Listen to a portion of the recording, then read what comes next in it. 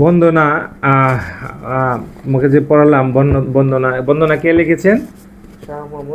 শাহ মোহাম্মদ সগীর। তিনি ছিলেন 14 এবং 15 শতকের একজন কবি।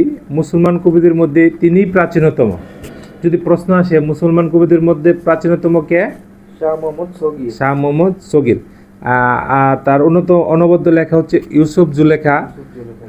ইউসুফ জুলেখা কার লেখা?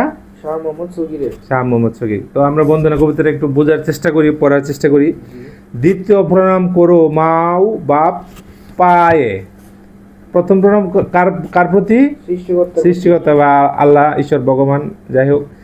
দ্বিতীয় প্রণাম করো মাও বাপের পায়ে, অর্থাৎ মা বাপের পায়ে তাকে শ্রদ্ধা করো, প্রণাম করো। জান দয়া হন্তেও জন্ম হইল বসুদায়, যার দয়ায় এই দুনিয়াতে আমাদের জন্ম হয়েছে। আমাদের জন্মটা কার দয়ায় হয়েছে দুনিয়াতে? বাবা মার। এই কথাটি কবি এখানে বলেছেন, জান দয়া হন্তে জন্ম হইল বসুদায়, যার হতে আমাদের এই দুনিয়াতে জন্ম হয়েছে। পিঁপড়ার ভয়ে মাও না থইলা মাটিত। পিঁপড়ার ভয়ে, বলা একটা কথা আছে না, পিঁপড়ার ভয়ে মাটিতে না রাখলাম, উকুনের ভয়ে মাথায় না রাখলাম, তোমায় রেখেছি বুকে।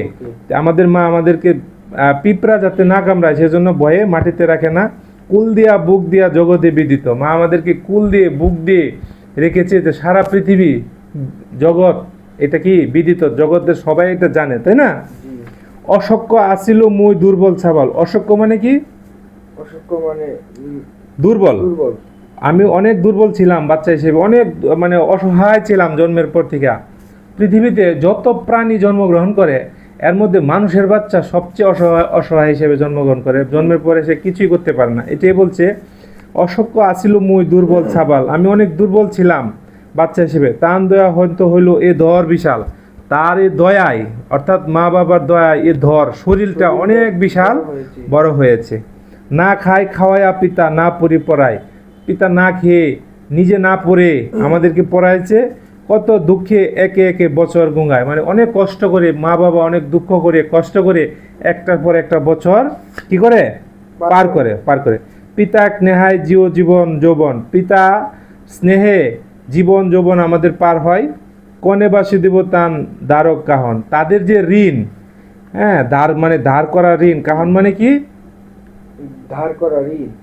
ধারক মানে কাহন মানে হচ্ছে পয়সা বা টাকা।